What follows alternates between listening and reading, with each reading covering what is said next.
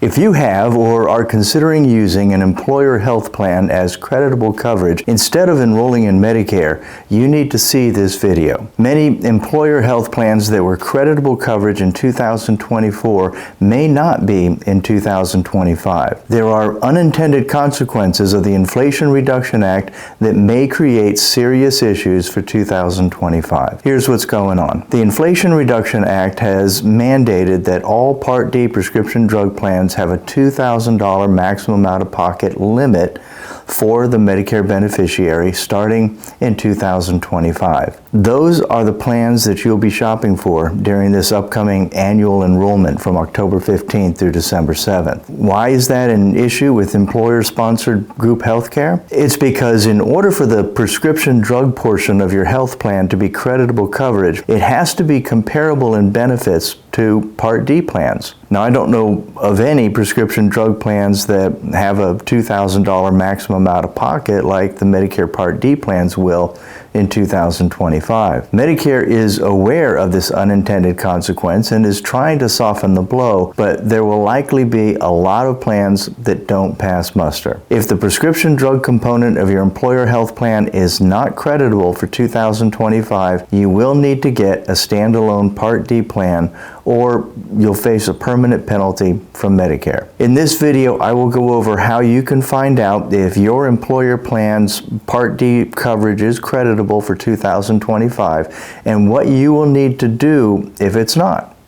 So stay tuned.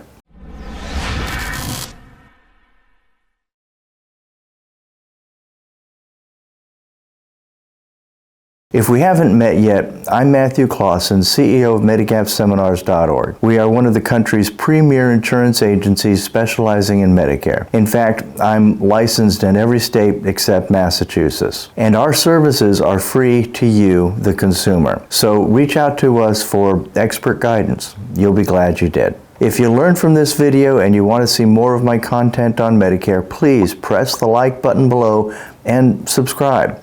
Also, select the bell icon so you're going to be notified when new videos are published. And if you're already a subscriber, thank you. Please check the bell icon as YouTube may have changed your settings.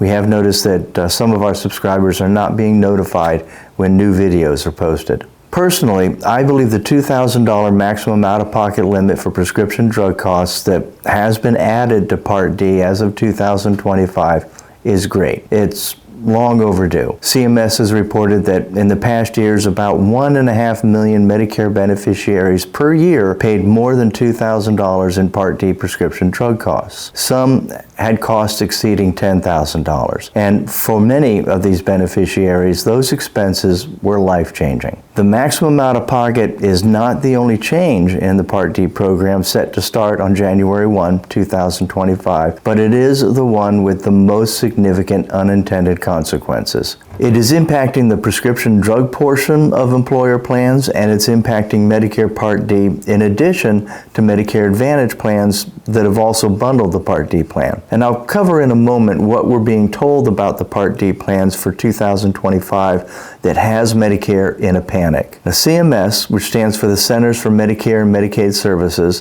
defines creditable coverage as health coverage that is generally equal to the benefits offered by Medicare. As I detailed in my last video, there are so many exceptions to this rule that the rule is virtually worthless. And that statement is very applicable to creditable coverage for Medicare Part D prescription drug plans. Without burying you with details, there are generally two ways a prescription drug plan bundled with your employer health plan can be determined to be creditable. The first is through a forensic accounting survey of the actual performance of the plan. That's expensive and it requires the plan to have a reasonable history. The second is a simplified determination that is more lenient and allows the prescription drug plan to not be as good as Part D. And if you want to know the details, I have linked the references for this in the video in the show notes below. You can view the 4 factors used in the simplified determination of creditable coverage in the article by Risk Strategies. Interestingly enough, CMS was set to eliminate the ability to use the simplified determination this year. But once the unintended consequences of the Inflation Reduction Act became obvious, they temporarily reversed their decision. Still, many employer plans that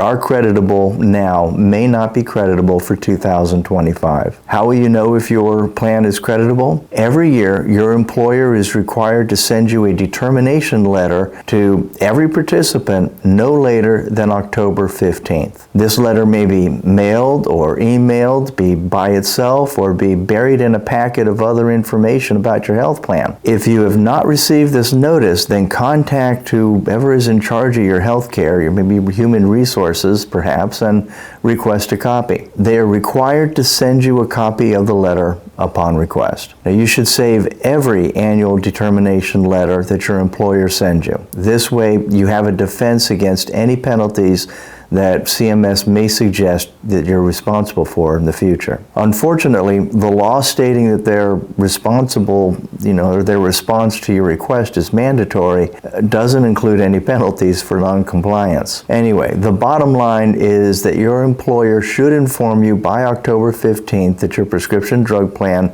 is or is not creditable for Medicare Part D. What do you need to do if your prescription drug benefits are not credible? You will have to enroll in a Medicare Part D plan in addition to your employer health plan. The only time that you can enroll in Medicare Part D after your initial enrollment period is during the annual enrollment period from October 15th through December 7th, Pearl Harbor Day, or if you had creditable coverage and are canceling that coverage, you will have a special enrollment period, a 63-day period to enroll in a Part D prescription drug plan. But that annual plan is why the employer deadline is October 15th. So it's very important so that you can enroll in a Part D plan if you need to for the year ahead. Now, must you have Medicare Part A and B to get Medicare Part D prescription drug coverage? No, you do not need to have Medicare Part B outpatient services in order to enroll in a Part D prescription drug plan. In fact, I strongly recommend you never enroll in Medicare Part B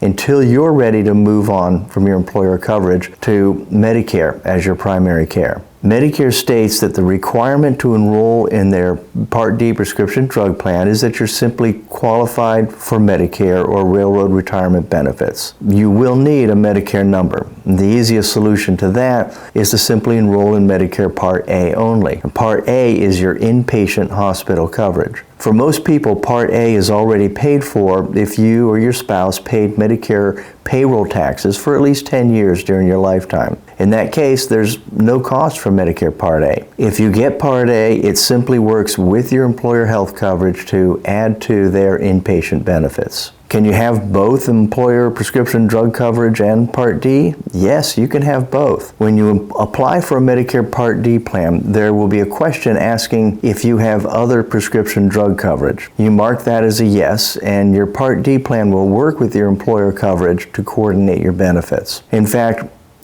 an employer health plan plus Part D may very well become the norm in the future. The reason is that the group health plans may not want to increase benefits to match the Part D benefits because it costs too much. Even without this creditable coverage issue, the average employer health plan is expected to increase in cost by 10% in 2025. We saw an average 9% increase in 2024. Premium increases will be much greater if the employer health plans increase their prescription benefits. The cost increase to the plans may not be feasible for employers. It may be easier to simply ask people working past their Medicare initial enrollment period to apply for a Part D plan in addition to their employer health plan. Things will change.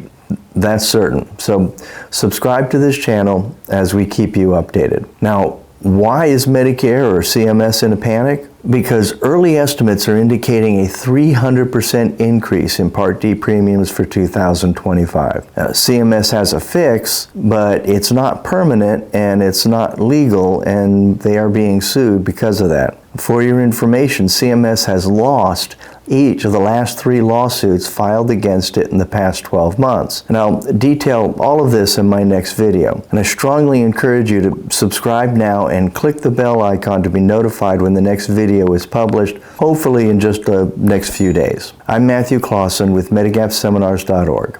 Thank you for watching.